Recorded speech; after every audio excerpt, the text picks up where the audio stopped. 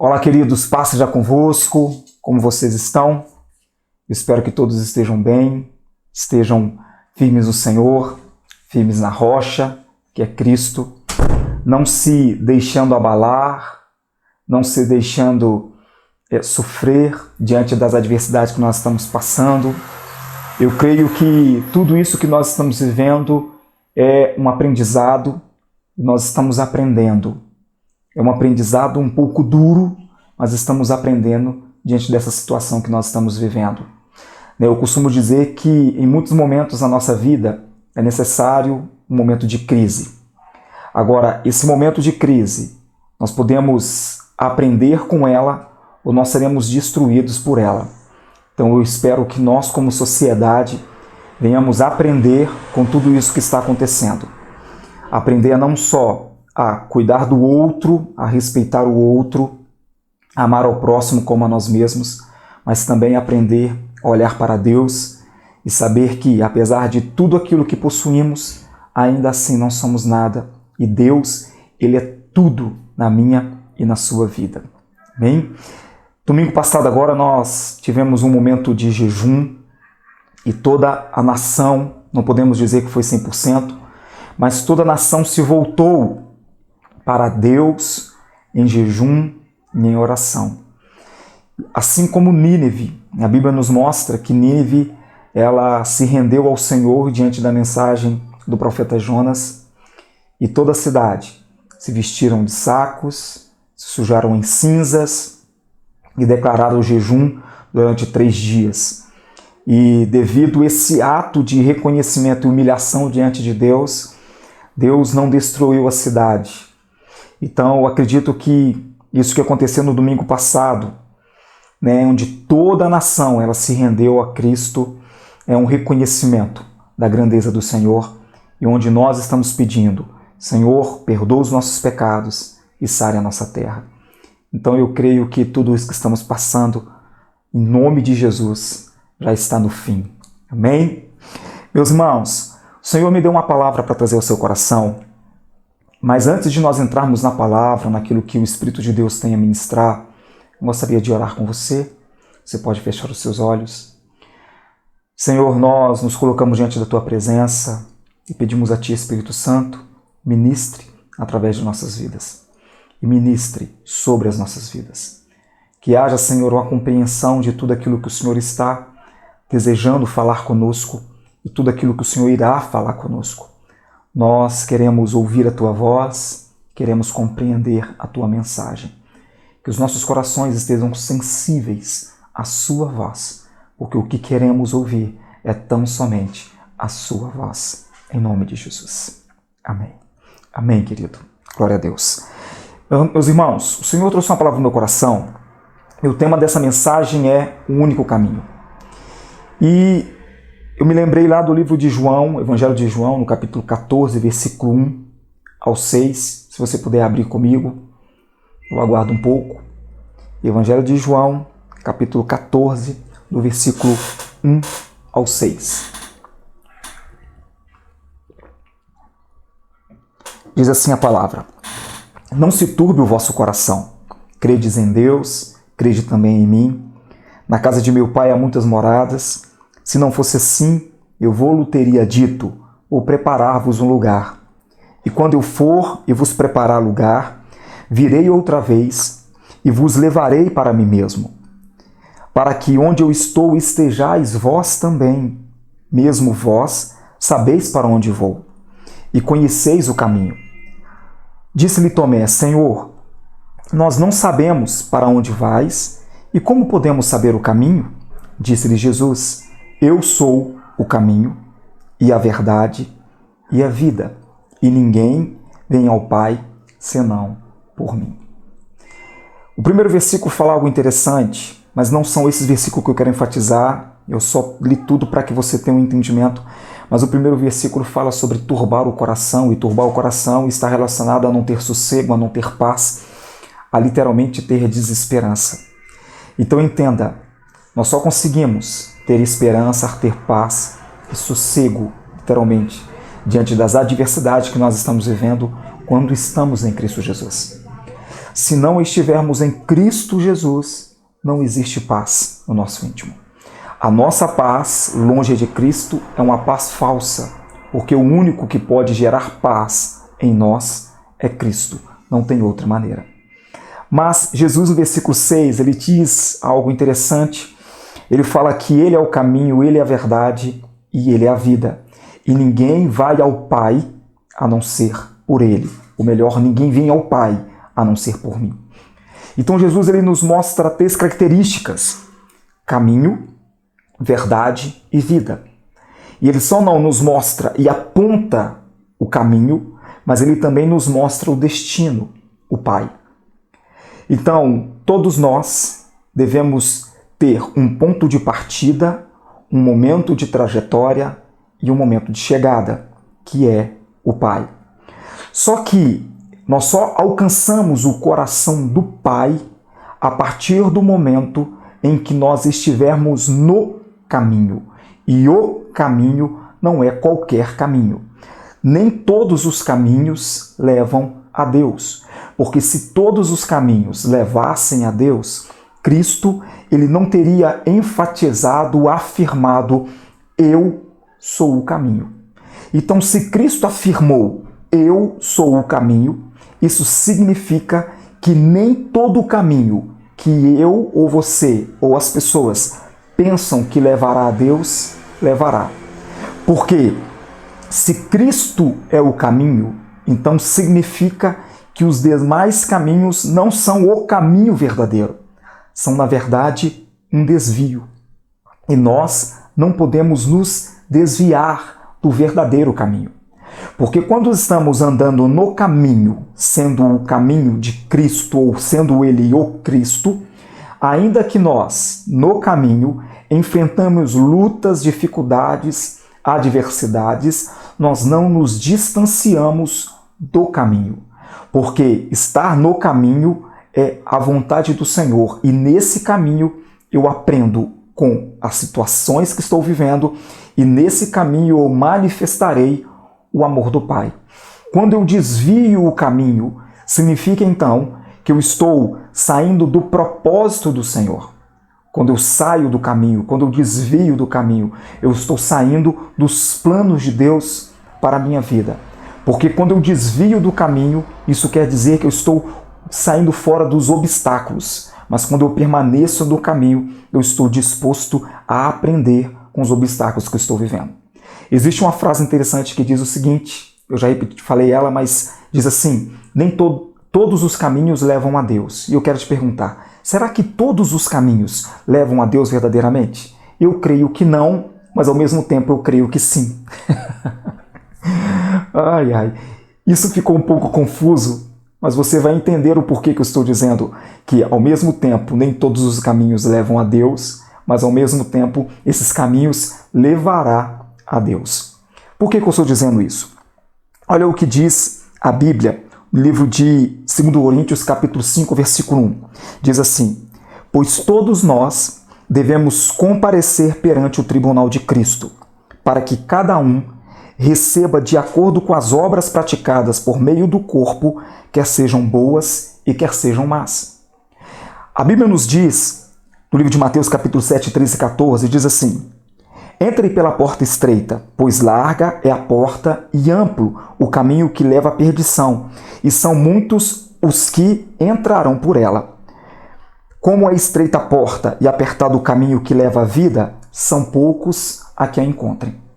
Então, no livro de 2 Coríntios, nós encontramos a Bíblia dizendo que todos irão diante do tribunal de Deus. Todos estarão diante do Senhor para serem julgados pelos seus atos bons ou pelos seus atos maus. No livro de Mateus, capítulo 7, 13 e 14, fala de uma porta, ou melhor, de duas portas. A porta larga e a porta estreita. E a porta larga conduz para um caminho largo que conduz à perdição, e a estreita conduz a um caminho estreito que conduz à salvação. Então entenda, o porquê eu disse que ao mesmo tempo todos os caminhos levam a Deus e não levam a Deus. Por que eu disse isso? Porque todo o caminho, de uma forma ou de outra, nos conduzirá a Deus. mas agora depende como nós chegaremos nesse destino, que é Deus. Porque, como diz no livro de 2 Coríntios, capítulo 5:1, todos nós estaremos diante do Pai para sermos julgados. Então, independente do caminho certo ou independente do desvio do caminho errado, todos nós, um dia, estaremos diante do Pai. Agora, eu estando no caminho certo, eu chegarei ao destino que é o Pai, e diante do Pai, Ele estará olhando as minhas causas, e pelo que a Bíblia nos mostra, que aqueles que permaneceram na vontade de Deus e fizeram a vontade do Senhor e andaram conforme a vontade do Senhor e andaram por esse caminho vivo que é Cristo Jesus, a Bíblia nos mostra que eles alcançarão a vida eterna. Mas aqueles que estão andando por um caminho, que na verdade não é o caminho, mas é o desvio, eles também chegarão diante da presença do Senhor, porque todos estarão diante da presença do Pai. Mas aqueles que se desviaram do caminho estarão na presença do Pai, diante de um tribunal, não para entrarem para uma salvação eterna, mas para serem julgados a um sofrimento eterno, e a Bíblia nos fala que isso é uma condenação eterna. Nós chamamos isso de inferno ou sofrimento eterno. Então a pergunta é, o caminho que você está trilhando é o caminho certo? A pergunta é, a vida que você está levando é a vida que te conduzirá até o Pai ou é a vida que te conduzirá a uma condenação eterna? Porque Cristo, ele se auto-intitula caminho, verdade e vida. Então, quando eu estou andando por esse caminho, ao mesmo tempo eu estou aprendendo e conhecendo a verdade. E quando eu estou conhecendo a verdade, ao mesmo tempo essa verdade ela vai gerar vida em mim e ela não vai gerar morte. Essa verdade, ela gera em mim vida em abundância. Apesar de todas as adversidades, ainda assim eu consigo perceber, eu consigo sentir a vida de Cristo abundantemente sobre a minha própria vida. Então, comece a perceber, comece a olhar para você e comece a analisar o caminho que eu estou trilhando. É um caminho que me levará à vida ou é um caminho que me levará à condenação? É um caminho que me levará à morte ou é um caminho que me levará à perdição? Porque muitos acreditam estar trilhando um caminho e acreditam ser o caminho certo. Mas apesar de estar em um caminho, não é um caminho certo, é um caminho errado, é um desvio e não literalmente um caminho, porque Cristo é o único caminho. Quando nós falamos assim, nós somente dizemos assim, e eu só estou falando dessa maneira, porque a palavra ela não é minha, a palavra é de Cristo. E se nós estamos falando da palavra de Cristo, estamos falando da palavra que está escrita na Bíblia.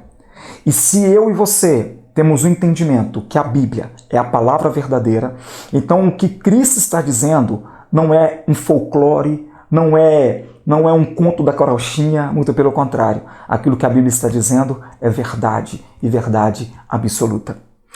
Cristo disse, eu sou o caminho e eu sou a verdade.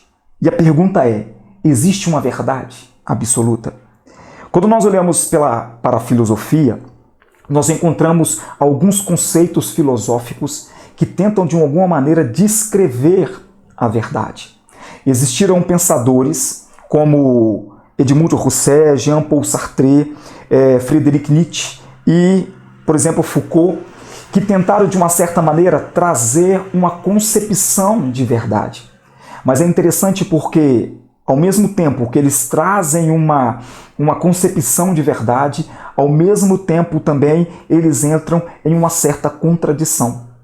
Cristo, na sua simplicidade, ele simplesmente explicou a verdade como a verdade. Eu sou o caminho e a verdade. Ele não trouxe nenhuma teoria filosófica, ele não trouxe nenhum conceito filosófico ou social, o que seja, ele não trouxe. Ele simplesmente disse que ele era a verdade. Existe uma teoria, então, que diz o seguinte, que não existe uma verdade absoluta. E eu pergunto, será que não? Eles dizem que a verdade ela pode ser relativa, mas Cristo disse que ele é a verdade. Muitos dizem o seguinte, que a verdade ela não pode ser absoluta e a verdade ela não pode ser relativa, porque o que existe são dois pontos de vistas de diferentes ângulos de visão.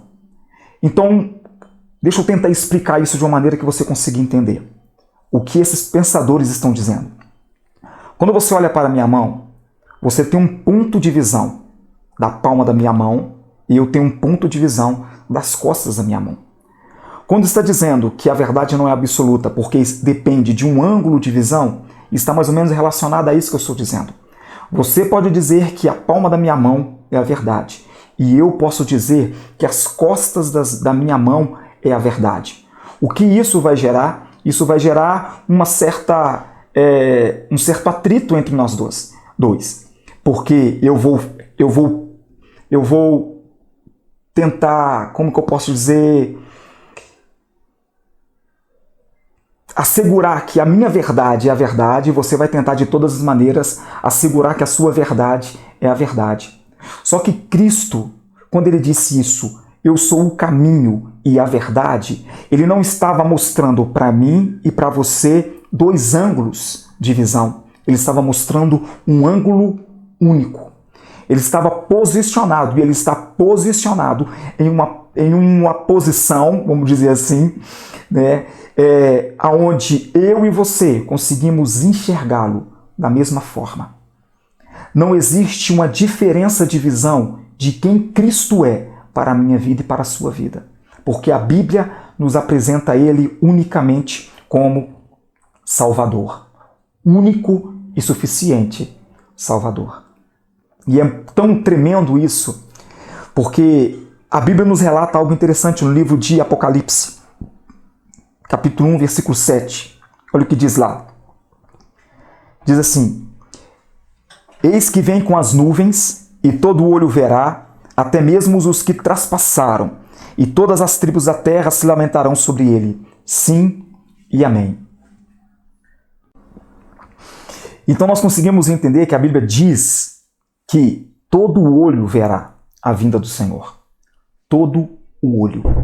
Então, apesar de hoje nós não estarmos enxergando ou vendo Cristo, a Bíblia relata que na sua volta todo olho verá.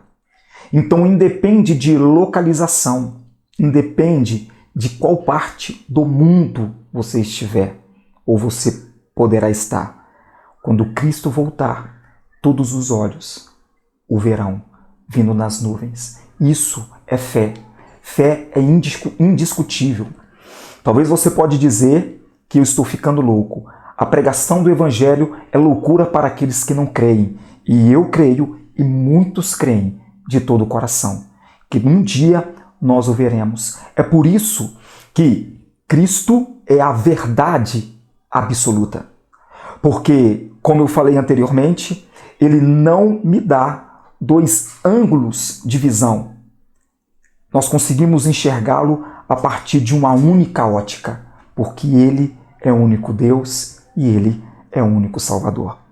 Olha o que diz o Evangelho de João, capítulo 8, 31. Diz assim: disse Jesus aos judeus que haviam crido nele: se vocês permanecerem firmes na minha palavra, verdadeiramente serão meus discípulos e conhecerão a verdade, e a verdade os libertará.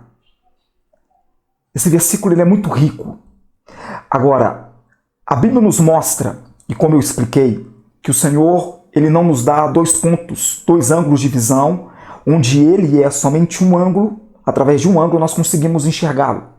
Mas Jesus ele nos mostra que existe a verdade e uma verdade que liberta. E essa verdade que me liberta, que me transforma, ela só é alcançada a partir do momento em que eu permaneço firme na sua palavra, a partir do momento em que eu entro no caminho que eu conheço a verdade. Porque enquanto eu não estou no caminho, sendo Cristo, eu não alcanço a verdade como eu devo alcançar. Coríntios diz que aquilo que os olhos não viram e os ouvidos não ouviram e não subiu ao coração do homem é o que Deus tem preparado para aqueles que o amam. Então, quando nós lemos isso, nos traz um entendimento que existem verdades que estão disponíveis a mim e a você quando nós estamos, literalmente, firmados em Cristo Jesus. Eu não estou dizendo que existem várias verdades. Não, não é isso. A verdade é única, Cristo. Mas dentro dessa verdade, nós aprendemos todo o conteúdo, todo o contexto que está inserido dentro da verdade, que é Cristo. Tudo pode parecer muito complexo, mas é muito simples. Nós que complicamos o Evangelho de Jesus. Porque ele é tão simples que ele não trouxe vários significados da verdade. Ele simplesmente disse uma verdade. Eu sou a verdade e ponto final. Não existe outra além de mim. Oh Deus! E a Bíblia nos fala de vida. Ele fala que ele é o caminho, a verdade e a vida.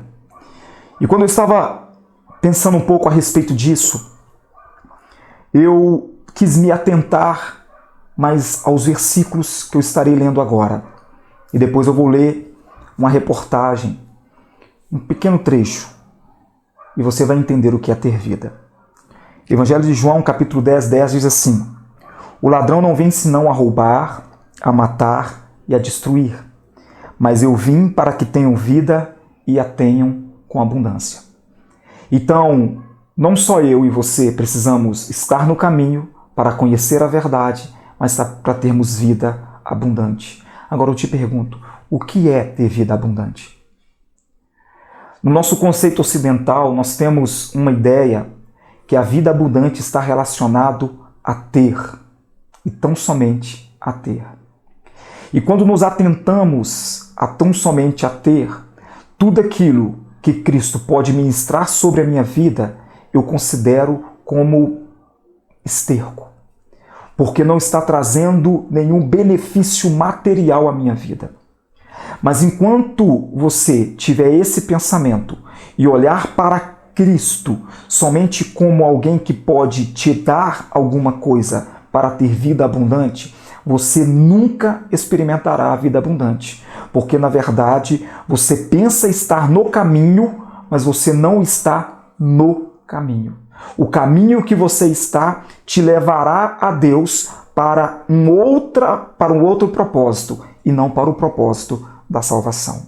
Olha o que diz Atos 4:12. Diz assim: E em nenhum outro há salvação, porque também debaixo do céu nenhum outro nome há, dado entre os homens, pelo qual devamos ser salvos. Quando falamos de vida abundante, estamos falando de vida em Cristo. Estamos falando de uma vida em salvação. Porque quando eu estou andando no caminho, conhecendo a verdade, eu passo a experimentar a vida em salvação.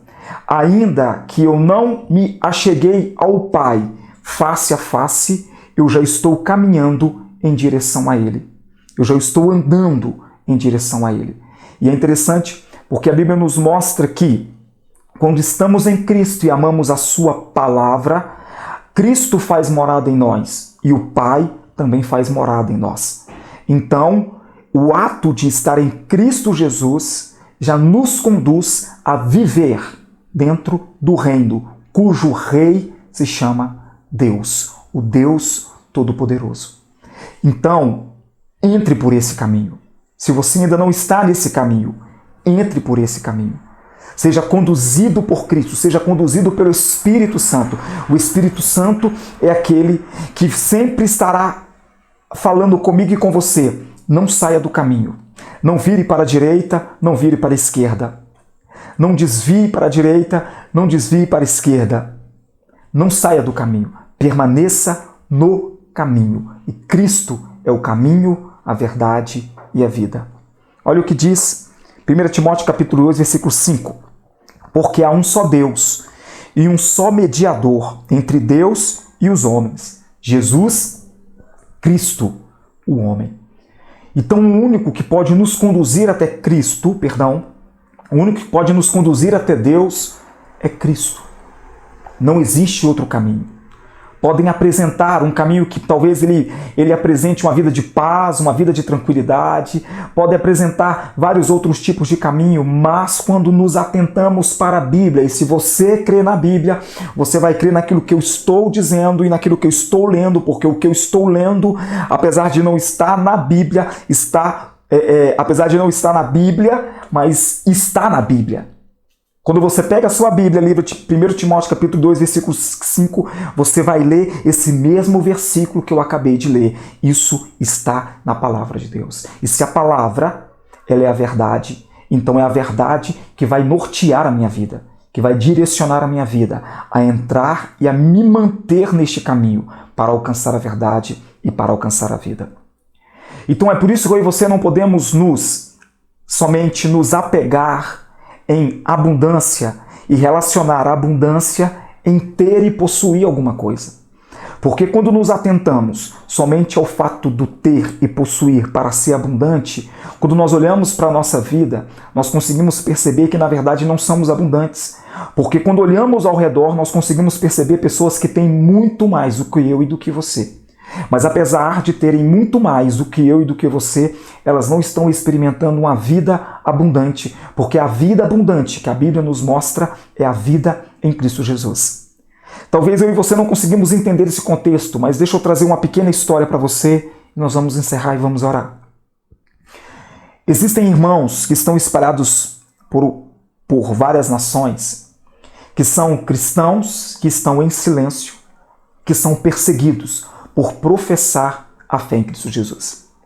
Esses cristãos, eles são mortos, eles têm as suas casas destruídas, eles têm seus familiares mortos, eles são perseguidos simplesmente por acreditar que Cristo é o Senhor. Agora deixa eu ler algo para você, o que um cristão perseguido, ele disse. Ele disse o seguinte: não estamos com medo, mas fortes e esperançosos. Sabemos que Ele voltará, que Jesus voltará. É por isso que há tanta dor e sofrimento, e por isso existe perseguição. Enquanto isso, nós, seus seguidores, precisamos viver com o coração agradecido e em oração. É um homem que está sendo perseguido, cujo nome não pode ser mostrado, cuja vida não pode ser mostrada, simplesmente por crer em Jesus. É um homem que teve provavelmente a sua casa destruída e a sua família perseguida. E aí você vê uma declaração dessa e você percebe que apesar de não ter nada e apesar de ser perseguido, apesar de sofrer dor e sofrimento, ele diz que continuará sendo agradecido a Deus e irá manter uma vida de oração. Sabe o que é isso? Vida abundante. A vida abundante em Cristo, ela muitas das vezes não é explicada através de resultados visíveis, mas é explicada através de resultados invisíveis. Não é explicada através de bens materiais, mas é explicada através da riqueza interior que essas pessoas que estão no caminho, na verdade e na vida têm a si mesmo. E apesar de não ter nada, de não possuir nada, olham para Cristo e conseguem perceber que elas têm uma vida abundante, porque a maior riqueza que eles sabem que eles têm e cuja traça não consome, cujo ladrão não rouba, se chama Cristo Jesus. Porque eu posso servi-lo em vida e em morte eu estarei com ele. O apóstolo Paulo, ele nos traz uma declaração muito forte no livro de Filipenses. Ele diz que o meu viver é Cristo e o meu morrer é lucro. É por isso que um cristão perseguido, apesar de toda perseguição, aqueles que estão firmados em Cristo Jesus, eles não retrocedem. Porque a partir do momento em que eles entraram por esse caminho e conheceram a verdade e a vida, eles sabem que tudo o que está sobre essa terra é passageiro, mas a vida em Cristo será uma vida eterna de louvor e adoração ao Deus verdadeiro e supremo. Então, se você não tem convicção da sua fé em Cristo Jesus, se você não tem certeza se você está no caminho, então eu te digo, se volte para Cristo, segure nas mãos do Pai, porque o Espírito de Deus, ele está dizendo para você, não saia do caminho. Ou se você não está no caminho, ele está dizendo para você, entre no caminho e não saia do caminho. Não vire para a direita e não vire para a esquerda, fique firme no Senhor. Fique firme, porque nós alcançaremos e teremos, dia após dia, vida em abundância. O que estamos passando é um momento que estamos passando. E neste momento, muitas pessoas se voltam para Cristo, se voltam para Deus, se voltam para a Bíblia. Por quê? Porque o medo da morte lhes faz fazer dessa maneira, agir dessa forma. Mas que esse momento que você está vivendo, que nós estamos vivendo, não seja só um momento na sua vida. Se a dor, ela te trouxe para Cristo, então permaneça em Cristo mesmo a dor passando. Não seja uma pessoa emocional, porque os emocionais, eles não permanecem firmes no Senhor. Mas aqueles que são objetivos na sua decisão, permanecem em Cristo, não só hoje, mas até o fim dos seus dias. Essa é a palavra do Senhor para a tua vida. Amém? Nós podemos orar, podemos clamar ao Senhor. Feche os seus olhos. Senhor, nós estamos diante da tua presença, entregamos as nossas vidas diante do teu altar. Meu Deus, a sua palavra é o que traz esperança aos nossos corações. Então nós pedimos, Senhor, aquele que não está no verdadeiro caminho, que o Senhor o conduza para este caminho. O caminho, a verdade e a vida.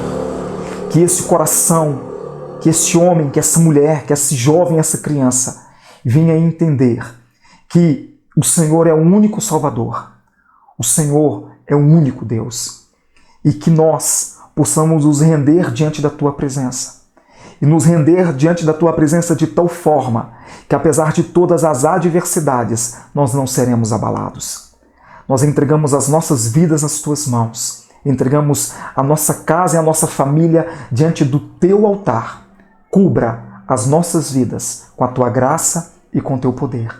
E que o mal, ele jamais nos alcance, mas que a nossa fé, a cada dia, ela seja alicerçada sobre o Senhor, que é a rocha.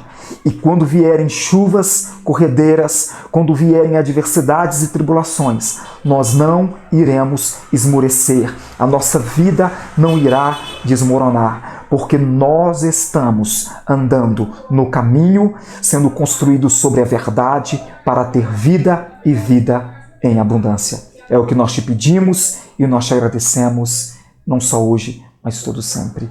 Amém e amém. Amém, querido? Que Deus possa abençoar a sua vida, que Deus possa abençoar a sua casa e domingo nós possamos estar juntos novamente, buscando ao Senhor e louvando ao nosso Deus. Domingo será às 18 horas a nossa transmissão.